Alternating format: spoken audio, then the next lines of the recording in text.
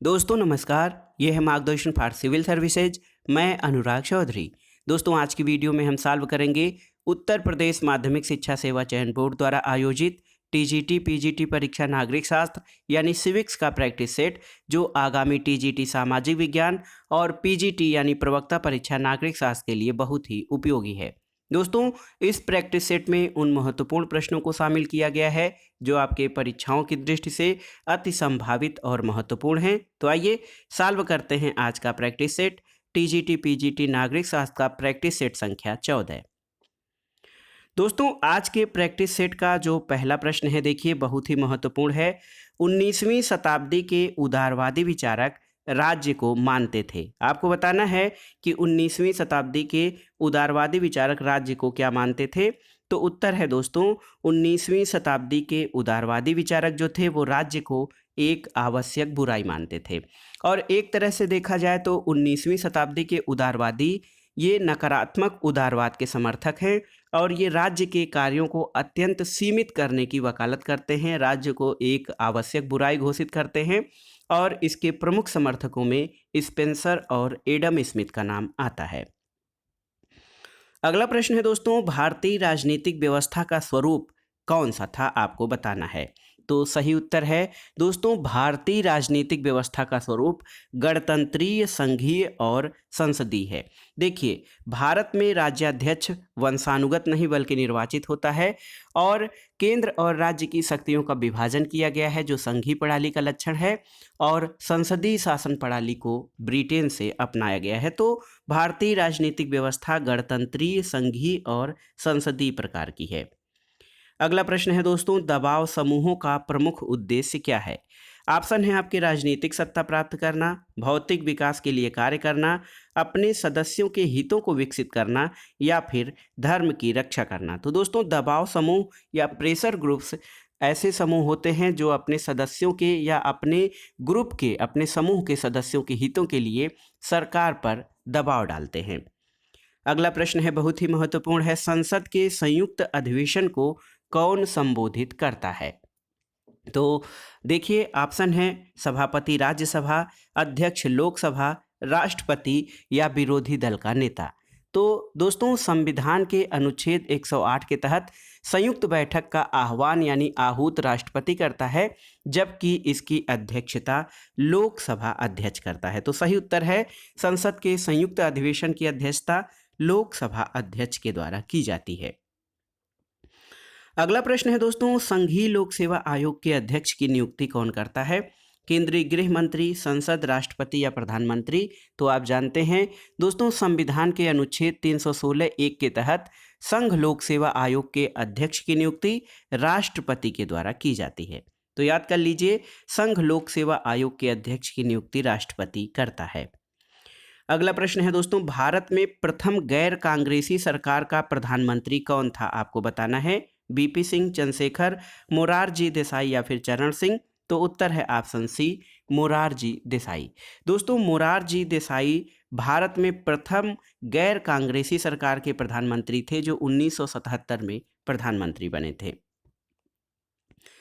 अगला प्रश्न है, राज्य विधानसभा का चुनाव कौन कराता है। तो सही उत्तर है ऑप्शन बी, मुख्य चुनाव अधिकारी। देखिए मुख्य चुनाव अधिकारी या मुख्य निर्वाचन अधिकारी राज्य विधानसभा का चुनाव कराता है।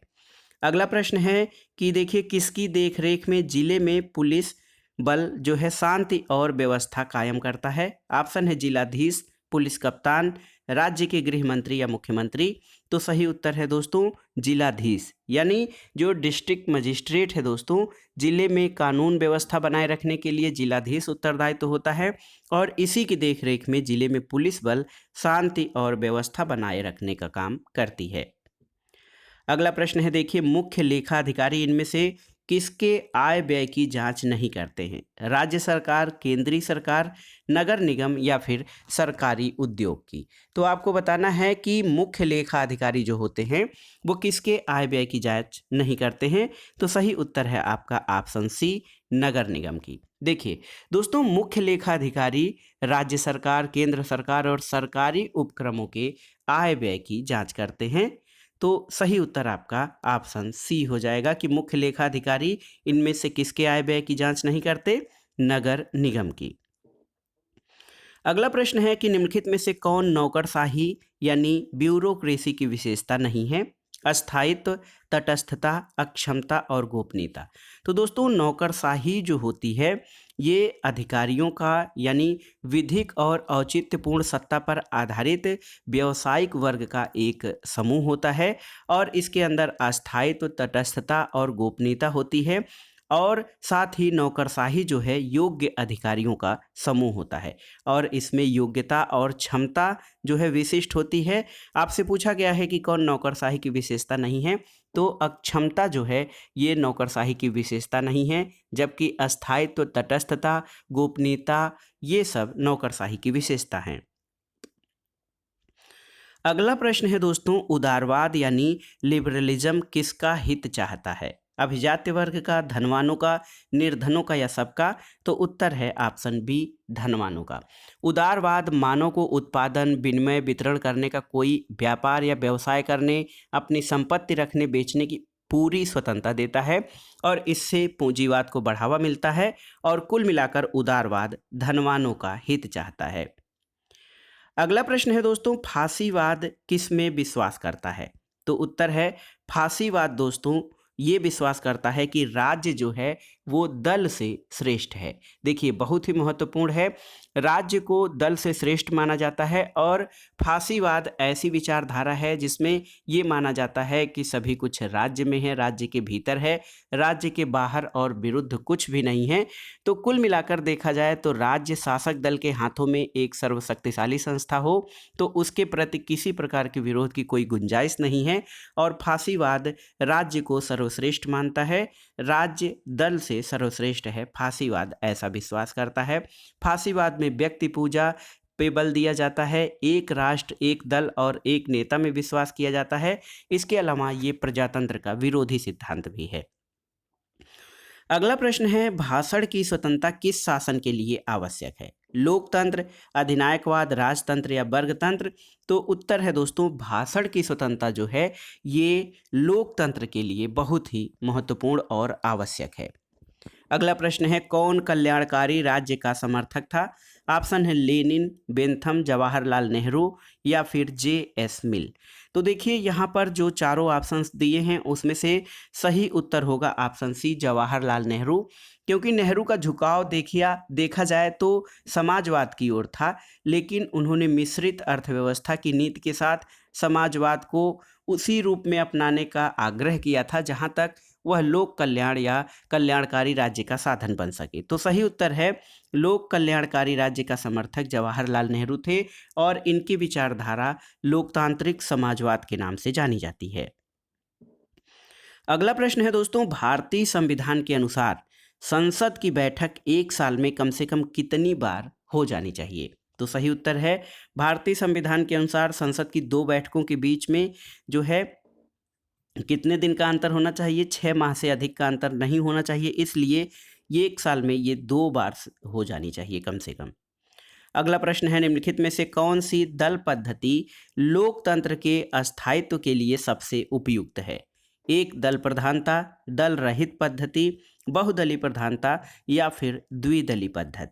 तो उत्तर है दोस्तों द्विदलीय पद्धति लोकतंत्र के अस्थायित्व के लिए सबसे अधिक महत्वपूर्ण है। तो देखिए सही उत्तर है द्विदलीय पद्धति लोकतंत्र के अस्थायित्व के लिए सबसे अधिक उपयुक्त है। अगला प्रश्न है दोस्तों, नागरिक शास्त्र जिसको हम सिविक्स कहते हैं, नागरिक शास्त्र के अध्ययन का मुख्य विषय क्या है? ऑप्शन है नागरिकता, पंचायती राज, राज्य अथवा नगर निगम। तो सही उत्तर है दोस्तों नागरिक शास्त्र के अध्ययन का मुख्य विषय नागरिकता है और अच्छी नागरिक शास्त्र जो है अच्छी नागरिकता के बारे में अध्ययन करता है। इसके अलावा ये नागरिकों के अधिकारों और कर्तव्यों का भी अध्ययन करता है। तो सही उत्तर है नागरिक शास्त्र के अध्ययन का मुख्य विषय नागरिकता है। अगला प्रश्न है दोस्तों, भारत में पंचायती राज व्यवस्था को द्विस्तरीय बनाने का सुझाव किसका था? के संथानम समिति, बलवंत राय मेहता समिति, अशोक मेहता समिति या संविधान के प्रारूप समिति का? तो सही उत्तर है अशोक मेहता समिति। दोस्तों, अशोक मेहता समिति का गठन कब किया गया था? आप जानते हैं 1977, और इन्होंने पंचायती राज व्यवस्था को द्विस्तरीय बनाने का सुझाव दिया था। तो सही उत्तर है अशोक मेहता समिति। इन्होंने पंचायती राज व्यवस्था को द्विस्तरीय बनाने का सुझाव दिया था और इस समिति का गठन 1977 में किया गया था। अगला प्रश्न बहुत ही महत्वपूर्ण है। एक महत्वपूर्ण कोटेशन यानी स्टेटमेंट है कि सीमाओं के भीतर हम अपने न्यायाधीशों का आदर करते हैं, पर कोई न्यायाधीश अथवा कोई न्यायालय अपने को व्यवस्थापिका का तीसरा सदन नहीं बना सकता है। ये विचार किसके हैं? तो सही उत्तर है ये विचार भारत के प्रथम प्रधानमंत्री पंडित जवाहरलाल नेहरू के हैं, जो कहते हैं कि सीमाओं के भीतर हम अपने न्यायाधीशों का आदर करते हैं, पर कोई न्यायाधीश अथवा कोई न्यायालय अपने को व्यवस्थापिका का तीसरा सदन नहीं बना सकता। अगला प्रश्न है दोस्तों, भारत में संविधान सभा का निर्माण किस योजना के अंतर्गत हुआ था? ऑप्शन है मंत्रिमंडल मिशन, बेबेल योजना, राजगोपालाचारी योजना, शिमला सम्मेलन। तो कंफ्यूज मत होइएगा दोस्तों, कैबिनेट मिशन योजना के तहत भारत में संविधान सभा का निर्माण हुआ था।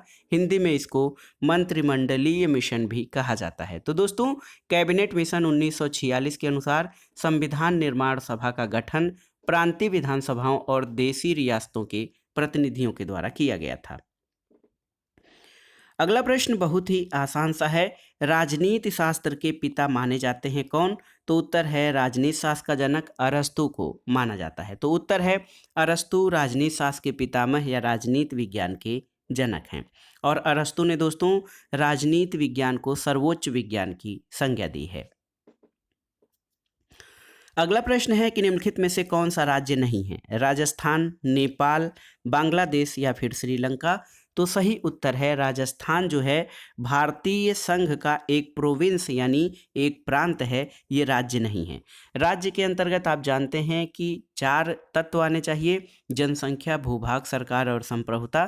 तो उस आधार पर हम राजस्थान को जो राज्य कहते हैं वो भारत का एक प्रांत है, राज्य भारत है, नेपाल, बांग्लादेश और श्रीलंका की तरह। तो ऑप्शन में देखिए, ऑप्शन ए राजस्थान जो है राज्य नहीं है। अगला प्रश्न है कि राज्य कहे जाने के लिए अति आवश्यक तत्व कौन सा है? भूभाग, जनता, सर्वोच्च सत्ता या फिर राष्ट्रीयता? तो सही उत्तर है सर्वोच्च सत्ता, जिसको हम संप्रभुता कहते हैं। दोस्तों, राज्य के 4 आधारभूत तत्व होते हैं: जनसंख्या, भूभाग, सरकार और संप्रभुता। इसमें संप्रभुता राज्य का सबसे अधिक आवश्यक और महत्वपूर्ण तत्व है और राज्य कहे जाने के लिए ये अति आवश्यक और महत्वपूर्ण तत्व है, जिसको सर्वोच्च सत्ता या सावर्निटी कहा जाता है। अगला प्रश्न है कि राज्य की उत्पत्ति का सबसे सही सिद्धांत क्या है? दैवीय उत्पत्ति का सिद्धांत, शक्ति सिद्धांत, पैतृक सिद्धांत या विकासवादी सिद्धांत? तो उत्तर है दोस्तों राज्य की उत्पत्ति का सबसे सही सिद्धांत विकासवादी या ऐतिहासिक सिद्धांत है। देखिए, ऐतिहासिक या विकासवादी सिद्धांत ये मानता है कि राज्य जो है न तो दैवीय उत्पत्ति का परिणाम है, न तो शक्ति सिद्धांत का, न ही पैतृक सिद्धांत का, और इसका विकास हुआ है और ऐतिहासिक रूप से राज्य का विकास हुआ है और राज्य की उत्पत्ति का सबसे सही सिद्धांत यही माना जाता है। अगला प्रश्न है लोकप्रिय संप्रभुता। दोस्तों, लोकप्रिय संप्रभुता या पॉपुलर सॉवरेनिटी किस में निहित होती है? आपको बताना है। तो सही उत्तर है जनता में। दोस्तों, लोकप्रिय संप्रभुता जनता में निहित होती है और इसका अर्थ होता है कि जनता ही संप्रभु होती है। तो सही उत्तर है लोकप्रिय संप्रभुता जनता में निहित होती है। अगला प्रश्न है कौन सा एक सिद्धांत एकत्ववादी संप्रभुता का विरोधी है? समाजवाद, बहुलवाद, व्यक्तिवाद और उदारवाद। तो आप जानते हैं एकलवादी संप्रभुता या एकत्ववादी संप्रभुता का विरोधी सिद्धांत बहुलवाद है और बहुलवाद की विचारधारा ही एकलवादी संप्रभुता के विरोध स्वरूप उत्पन्न हुई थी। अगला प्रश्न बहुत ही महत्वपूर्ण है, बार बार परीक्षाओं में पूछा जाता है। लेवायथन के लेखक कौन हैं? तो आपको बताने की आवश्यकता नहीं है। लेवायथन के लेखक थॉमस हॉब्स हैं और इनकी पुस्तक लेवायथन का प्रकाशन 1651 ईस्वी में हुआ है। तो ये भी प्रश्न बहुत ही महत्वपूर्ण है कि लेवायथन का प्रकाशन कब हुआ था? तो उत्तर है लेवायथन के लेखक हाफ्स हैं, जिसका प्रकाशन 1651 में हुआ था। अगला प्रश्न एकदम सीधा सा है कि सामान्य इच्छा या जनरल विल का प्रतिपादन किसने किया था? तो उत्तर है रूसो ने। दोस्तों रूसो जो है सामान्य इच्छा या रूसो ने राज्य की उत्पत्ति के संबंध में सामान्य इच्छा का प्रतिपादन किया है। रूसो मानता है कि व्यक्ति एक नैतिक प्राणी होता है, इसकी अपनी इच्छा होती है जो व्यक्तियों की विभिन्न इच्छाओं के प्रयोग से भिन्न होती है, और राज्य की वही इच्छा या व्यक्तियों की वही इच्छा सामान्य इच्छा का निर्माण करती है जिसका उद्देश्य जनहित या लोक कल्याण होता है। अगला प्रश्न है दोस्तों, निम्नलिखित सिद्धांतों में से किसके अनुसार राज्य की स्थापना जनता की इच्छा से हुई है? शक्ति सिद्धांत, दैवी सिद्धांत, सामाजिक समझौते के सिद्धांत या इनमें से कोई नहीं? तो उत्तर है सामाजिक समझौते का सिद्धांत ये मानता है दोस्तों कि राज्य की स्थापना जनता की इच्छा से हुई है, और इसमें ये कहा जाता है कि राजनीतिक सत्ता लोगों की सर्वसहमति से या सर्वसहमत पर आधारित है, और राज्य एक मानव निर्मित या मानवकृत संस्था है। अगला प्रश्न है कि स्वनिर्णय का सिद्धांत दुधारी तलवार है, ये किसने कहा है? उत्तर है दोस्तों 1923 में लॉर्ड कर्जन ने ब्रिटिश फॉरेन सेक्रेटरी की हैसियत से 1923 के लुसाने पीस कॉन्फ्रेंस में भाग लेते हुए कहा था कि स्वनिर्णय का सिद्धांत एक दुधारी तलवार है। तो देखिए स्वनिर्णय का सिद्धांत दुधारी तलवार है, 1923 के लुसाने पीस कॉन्फ्रेंस में लॉर्ड कर्जन ने कहा था। अगला प्रश्न है राष्ट्रीयता सभ्यता के लिए खतरा है, ये किसका विचार है? ऑप्शन है रविन्द्रनाथ टैगोर, महात्मा गांधी, J.S. मिल और मैकियावेली। तो सही उत्तर है दोस्तों राष्ट्रीयता सभ्यता के लिए खतरा है, ये रविन्द्रनाथ टैगोर का कथन है। रविन्द्रनाथ टैगोर अंतर्राष्ट्रीयतावादी विचारक हैं। उनका मानना है कि जो है राष्ट्रीयता सभ्यता के लिए खतरा है, क्योंकि ये लोगों की भावनाओं को या एक राष्ट्र की भावना को संकुचित कर देती है। दोस्तों रविन्द्रनाथ टैगोर अंतर्राष्ट्रीयतावाद के समर्थक होने के साथ साथ एक राष्ट्रवादी विचारक भी थे, लेकिन उन्होंने राष्ट्रीयता को सभ्यता के लिए खतरा माना है। अगला प्रश्न है अंतर्राष्ट्रीय न्यायालय, जिसको इंटरनेशनल कोर्ट ऑफ जस्टिस कहा जाता है, ICJ कहा जाता है, अंतर्राष्ट्रीय न्यायालय कहाँ पर स्थित है? तो उत्तर है द हेग। द हेग दोस्तों जो है नीदरलैंड की राजधानी है, हेग में अंतर्राष्ट्रीय न्यायालय स्थित है। अगला प्रश्न है बहुत आसान सा, संयुक्त राष्ट्र संघ की स्थापना कब हुई थी? तो उत्तर है 1945 में। संयुक्त राष्ट्र संघ की स्थापना 24 अक्टूबर 1945 को हुई थी, और 24 अक्टूबर को संयुक्त राष्ट्र संघ दिवस भी मनाया जाता है। अगला प्रश्न है संयुक्त राष्ट्र के महासचिव या जनरल सेक्रेटरी का कार्यकाल कितने वर्षों का होता है, आपको बताना है। तो उत्तर है दोस्तों महासचिव का कार्यकाल 5 वर्ष का होता है, और संयुक्त राष्ट्र महासचिव की नियुक्ति सुरक्षा परिषद की सिफारिश पर आम सभा यानी महासभा के द्वारा किया जाता है। अगला प्रश्न है देखिए फॉरवर्ड ब्लॉक की स्थापना किसने की थी? बहुत ही आसान सा प्रश्न है। फॉरवर्ड ब्लॉक की स्थापना नेताजी सुभाष चंद्र बोस ने 1939 में की थी। तो याद रखिए फॉरवर्ड ब्लॉक सुभाष चंद्र बोस ने इसकी स्थापना 1939 में किया था। अगला प्रश्न है दोस्तों स्वराज दल, देखिए बहुत ही महत्वपूर्ण है। स्वराज दल की स्थापना का मुख्य मुद्दा क्या था? जलियांवाला बाग हत्याकांड, प्रांतीय स्वशासन, काउंसिल में प्रवेश या बंगाल विभाजन? तो सही उत्तर है ऑप्शन सी, काउंसिल में प्रवेश स्वराज दल का मुख्य मुद्दा था। तो सही उत्तर है दोस्तों स्वराज दल की स्थापना का मुख्य मुद्दा काउंसिल में प्रवेश था। अगला प्रश्न है अमेरिकी संविधान में बिल ऑफ राइट्स किस संशोधन के द्वारा जोड़ा गया? 13वां, 14वां, 15वां या प्रथम 10 संशोधन? उत्तर है दोस्तों अमेरिका के मूल संविधान में मौलिक अधिकारों की कोई व्यवस्था नहीं थी, लेकिन 1971 में प्रथम 10 संशोधनों को करते हुए मौलिक अधिकारों को अपनाया गया था। तो देखिए अमेरिका के मूल संविधान में मौलिक अधिकार नहीं थे, लेकिन प्रथम 10 संशोधनों के द्वारा बिल ऑफ राइट्स को अपनाया गया था। तो आपको बताना है कि अमेरिकी संविधान में बिल ऑफ राइट्स या मौलिक अधिकार कब जोड़े गए थे? तो प्रथम 10 संशोधनों के द्वारा। अगला प्रश्न है दोस्तों विधि की उचित प्रक्रिया न्यायिक व्यवस्था का एक आवश्यक लक्षण है किस देश में?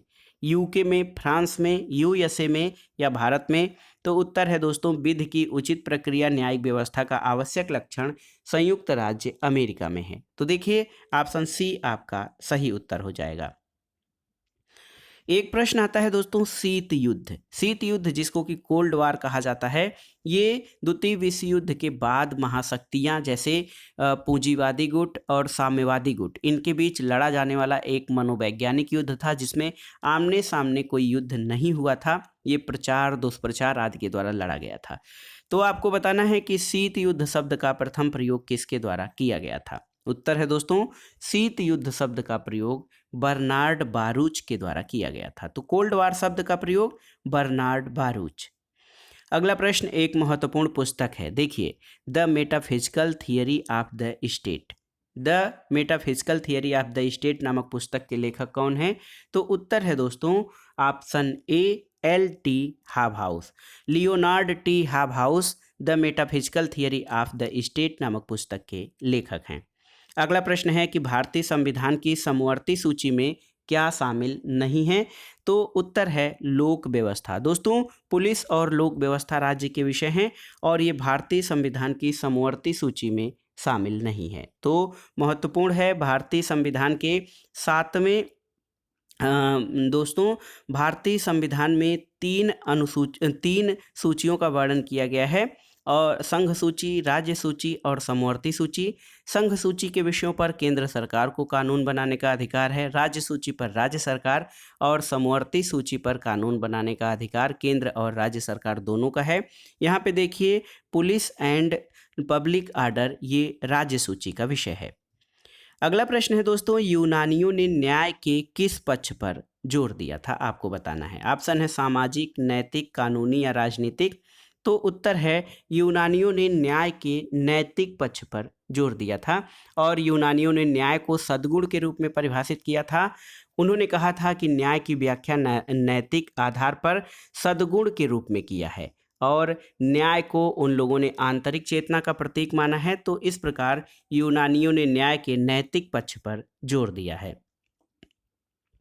अगला प्रश्न है सामाजिक न्याय या सोशल जस्टिस का लक्ष्य क्या है? ऑप्शन देखिए राष्ट्रीय हित, सामाजिक हित, गरीबों का हित या जाति का हित। तो सामाजिक न्याय का लक्ष्य सामाजिक हित होता है। सामाजिक न्याय का लक्ष्य होता है समाज के कमजोर वर्गों का सशक्तिकरण करके समाज के व्यापक सामाजिक हितों की पूर्ति करना। तो बहुत ही महत्वपूर्ण है, सामाजिक न्याय का लक्ष्य सामाजिक हित होता है। अगला प्रश्न है निम्नांकित में से कौन सा दृष्टिकोण उदारवाद के सिद्धांत से संबंधित है? प्रतिस्पर्धी समूह, पराधीन वर्ग, वर्ग संघर्ष और वर्ग विहीन समाज। तो उत्तर है दोस्तों प्रतिस्पर्धी समूह।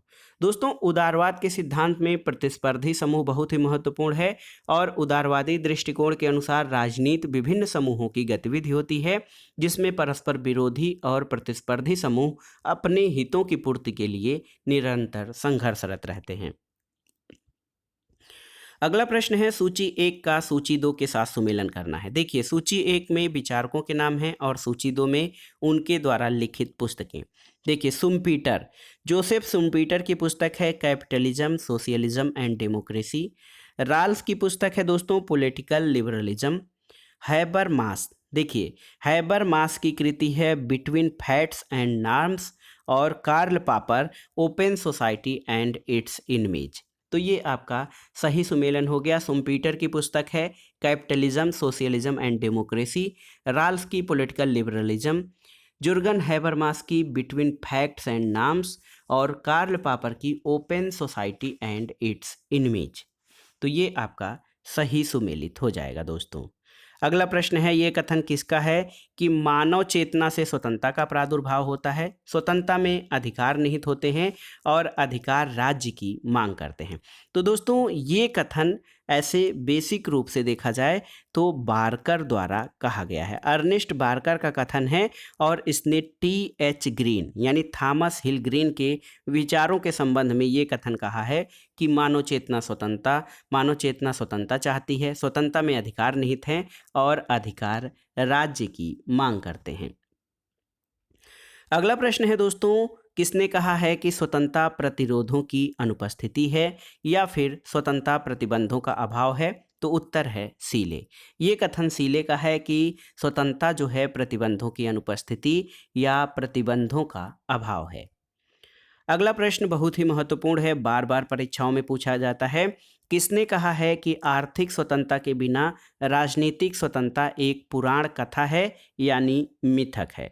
तो देखिए, आर्थिक स्वतंत्रता के बिना राजनीतिक स्वतंत्रता एक पुराण कथा है, GDH कोल का कथन है। इसके अलावा दोस्तों यहाँ पे शब्द बदल जाते हैं। आर्थिक स्वतंत्रता के बिना राजनीतिक स्वतंत्रता एक पुराण कथा है, मिथक है या कपोल कल्पना है, ये GDH कोल का कथन है। अगला प्रश्न है दोस्तों, व्यक्तिवाद का नैतिक औचित्य किसने प्रस्तुत किया था? तो सही उत्तर है हर्बर्ट स्पेंसर। दोस्तों, व्यक्तिवाद जो है राज्य को एक आवश्यक बुराई मानता है और ये मानता है कि राज्य को व्यक्ति के कार्यों में कम से कम या न्यूनतम हस्तक्षेप करना चाहिए। अगला प्रश्न है, यह विचार की विधि और स्वतंत्रता एक दूसरे के विरुद्ध हैं, किस विचारधारा से संबंधित है? तो सही उत्तर है ये विचारधारा अराजकतावादियों से संबंधित है, जिसमें ये माना जाता है दोस्तों, ये माना जाता है कि अराजकतावादियों ने मानव के स्वाभाविक विकास के लिए राज्य, उसके संगठन, राज्य निर्मित कानूनों के उन्मूलन की वकालत की है और उसके अनुसार विधि और स्वतंत्रता एक दूसरे के विरुद्ध हैं और विधि या राज्य के कानूनों की उपस्थिति में स्वतंत्रता का अस्तित्व संभव नहीं है। एक बार हम फिर से यहाँ पे चर्चा करते हैं दोस्तों व्यक्तिवाद के नैतिक औचित्य के बारे में। तो हर्बर्ट स्पेंसर की पुस्तक है man versus state. Man versus state में हर्बर्ट स्पेंसर ने दोस्तों देखिए ये कहा था कि उन्होंने व्यक्तिवाद का नैतिक औचित्य प्रस्तुत करते हुए डार्विन के योग्यतम की उत्तरजीविता की संकल्पना को अपनाया था और इसी आधार पर उसने राज्य के सकारात्मक और कल्याणकारी कार्यों का विरोध किया था। तो यहाँ पे देख लीजिएगा, राज्य व्यक्तिवाद के नैतिक औचित्य को हर्बर्ट स्पेंसर प्रस्तुत करता है। अगला प्रश्न है कि निम्नलिखित में से कौन सा एक युग्म गलत है? ऑस्टिन एकलवादी, सही सुमेलित है। A.D. लिंडसे बहुलवादी, ये भी सही सुमेलित है। ग्रामसी मार्क्सवादी, सही सुमेलित है। हाब्स बहुलवादी, दोस्तों हाब्स बहुलवादी विचारक नहीं है, इसलिए ये आपका सही सुमेलित नहीं है। हाब्स जो है निरंकुश संप्रभुता का प्रतिपादक है, उसने बहुलवाद का प्रतिपादन नहीं किया है। अगला प्रश्न है दोस्तों, निम्नलिखित में से कौन संप्रभुता के बहुलवादी सिद्धांत का समर्थक नहीं है? देखिए, GDH कोल, मेटलैंड, बोंदा या लिंडसे। तो सही उत्तर है बोंदा। दोस्तों बोंदा जो है संप्रभुता का प्रतिपादक माना जाता है और अपनी पुस्तक 6 बुक्स कंसर्निंग रिपब्लिक में उसने संप्रभुता के एकलवादी सिद्धांत का समर्थन किया है।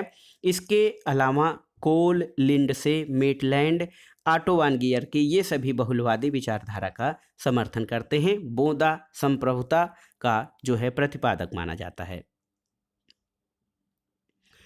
अगला प्रश्न है दोस्तों, बहुलवादी संप्रभुता की अवधारणा की एक मौलिक विशेषता क्या है? ऑप्शन देखिए, विभाज्यता, अनन्यता, अहस्तांतरिता या पूर्णता। तो आपको बताना है कि बहुलवादी संप्रभुता की अवधारणा की मौलिक विशेषता क्या है? तो विभाज्यता। देखिए, बहुलवादी विचारक संप्रभुता के एकलवादी सिद्धांत के कटु आलोचक हैं। उनका मानना है कि समाज में राज्य के अतिरिक्त बहुत से ऐसे संगठन हैं जो व्यक्ति के जीवन में महत्वपूर्ण भूमिका निभाते हैं और इसी आधार पर वो संप्रभुता को अविभाज्य नहीं बल्कि विभाज्य मानते हैं। बहुलवादियों का मूल मान्यता है कि समाज का स्वरूप संघात्मक है, इसलिए सत्ता का स्वरूप भी संघात्मक होना चाहिए। अगला प्रश्न है दोस्तों, प्राकृतिक अधिकारों के सिद्धांत के प्रवर्तक कौन है? ग्रीन, लाक, लास्की या महात्मा गांधी। तो आप जानते हैं प्राकृतिक अधिकारों के विचार के समर्थन जॉन लाक हैं और इनकी कृति है टू ट्रीटीज ऑन गवर्नमेंट। इसके अंतर्गत इन्होंने एक सामाजिक समझौता सिद्धांत प्रस्तुत किया और तर्क दिया था कि लोगों को प्राकृतिक अवस्था में प्राकृतिक अधिकार यानी जीवन, स्वतंत्रता और संपत्ति के अधिकार प्राप्त थे और लोगों ने समझौता करके राज्य और नागरिक समाज की स्थापना की है। अगला प्रश्न है, बहुत ही महत्वपूर्ण कथन है कि प्रत्येक राज्य उन अधिकारों से जाना जाता है जिनकी वह व्यवस्था करता है। ये कथन किसका है? तो सही उत्तर है लास्की। H.J. लास्की ने अधिकारों की परिभाषा करते हुए कहा था कि अधिकार सामाजिक जीवन की वो परिस्थितियां हैं जिनके बिना कोई भी व्यक्ति अपना संपूर्ण विकास नहीं कर सकता है। और आगे वो कहता है कि प्रत्येक राज्य उन अधिकारों से जाना जाता है जिसकी वह व्यवस्था करता है। अगला प्रश्न बहुत ही आसान सा है। उदारवाद का मूल तत्व क्या है? व्यक्तिक स्वतंत्रता, मिश्रित अर्थव्यवस्था, पंथ निरपेक्षता या फिर समानता। तो उत्तर है दोस्तों उदारवाद मूल रूप से व्यक्ति की स्वतंत्रता को सबसे महत्वपूर्ण मानता है। और उत्तर है कि उदारवाद का मूल तत्व व्यक्तिक स्वतंत्रता है। अगला प्रश्न है उदारवाद का प्रतिवाद क्या है? नव उदारवाद, गांधीवाद, समाजवाद या प्रत्ययवाद। तो सही उत्तर है दोस्तों उदारवाद का प्रतिवाद या इसका विपरीत समाजवाद है। उदारवाद आप जानते हैं कि व्यक्तिगत स्वतंत्रता को महत्व देता है, इसको बनाए रखने के लिए आर्थिक स्वतंत्रता की वकालत करता है। और समाजवाद समाज के समस्त संसाधनों पर सामाजिक स्वामित्व की स्थापना करके सामाजिक न्याय को सशक्त बनाने का समर्थन करता है। इसलिए उदारवाद का प्रतिवाद समाजवाद है। अगला प्रश्न देखते हैं दोस्तों। अगला प्रश्न बहुत ही महत्वपूर्ण है। किस एक ने या किस विचारक ने रात्रिप्रहरी राज्य इसकी अवधारणा का समर्थन किया है? ऑप्शन है John Rawls, Robert Nozick, Macpherson या स्टीफन। तो सही उत्तर है रात्रिप्रहरी राज्य की अवधारणा का समर्थन रॉबर्ट नोजिक ने किया है। दोस्तों रॉबर्ट नोजिक ने अपनी पुस्तक एनार्की, स्टेट एंड यूटोपिया में व्यक्तिवाद का प्रबल समर्थन करते हुए रात्रि प्रहरी राज्य की संकल्पना प्रस्तुत की है। तो सही उत्तर है रात्रि प्रहरी राज्य की अवधारणा का समर्थन रॉबर्ट नोजिक ने किया है। अगला प्रश्न बहुत ही महत्वपूर्ण है। एक पुस्तक है सामाजिक संविदा का लेखक कौन था? बोदा, गार्नर, जवाहरलाल नेहरू या रूसो। तो सही उत्तर है दोस्तों सामाजिक समझौता या सोशल कॉन्ट्रैक्ट नामक पुस्तक जो है ये रूसो ने लिखा था। तो सामाजिक समझौता सिद्धांत की वैज्ञानिक ढंग से व्याख्या करने में इंग्लैंड के दो विचारक हाब्स, लॉक और रूसो का नाम विशेष रूप से उल्लेखनीय है। द सोशल कॉन्ट्रैक्ट रूसो की रचना है। अगला प्रश्न है नाजीवाद का जनक कौन था? तो सही उत्तर है दोस्तों नाजीवाद का जनक एडोल्फ हिटलर था। जर्मनी का हिटलर नाजीवाद का जनक था। अगला प्रश्न है दोस्तों देखिए निम्नलिखित में से कौन सा उपागम राज्य को मूलतः विधि का निर्माण और प्रवर्तन करने वाला संगठन मानता है और राज्य को एक सामाजिक संगठन के रूप में देखने से इनकार करता है? आपको बताना है कि कौन सा संगठन है जो राज्य को एक विधि का निर्माण करने और प्रवर्तन करने वाला संगठन मानता है। तो उत्तर है ऑप्शन सी विधिक संस्थागत उपागम।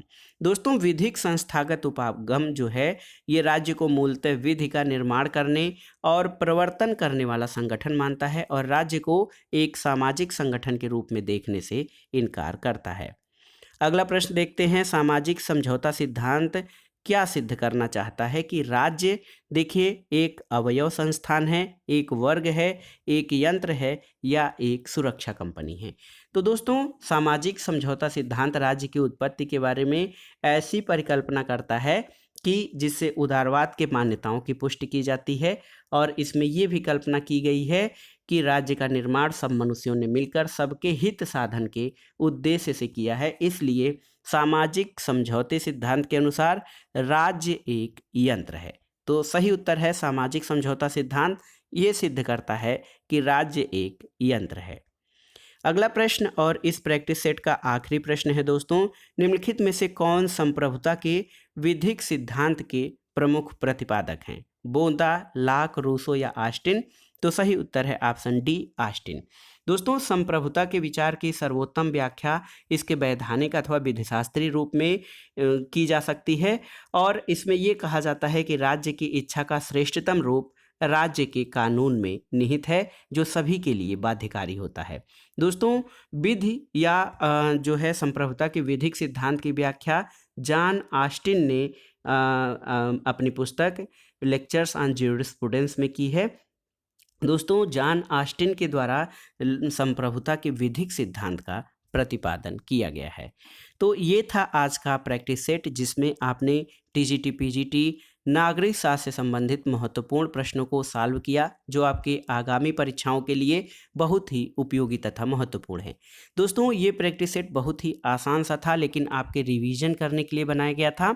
इसके बाद हम दोस्तों जो है आगामी परीक्षा के लिए आपके लिए 2-3 वीडियो में महत्वपूर्ण प्रश्नों को वन लाइनर फॉर्म में प्रस्तुत करेंगे, ताकि आप कम समय में अधिक से अधिक प्रश्नों को सटीक ढंग से तैयार कर सकें और अपनी परीक्षा में अपनी सफलता को सुनिश्चित कर सकें। वीडियो देखने के लिए धन्यवाद। आगे वीडियो देखने के लिए हमसे जुड़े रहें। बहुत बहुत धन्यवाद। वीडियो आपको कैसा लगा हमें कमेंट बॉक्स में ज़रूर बताइएगा। वीडियो को लाइक करें, शेयर करें और इस चैनल मार्गदर्शन फॉर सिविल सर्विसेज को सब्सक्राइब करें। वीडियो देखने के लिए धन्यवाद दोस्तों। नमस्कार।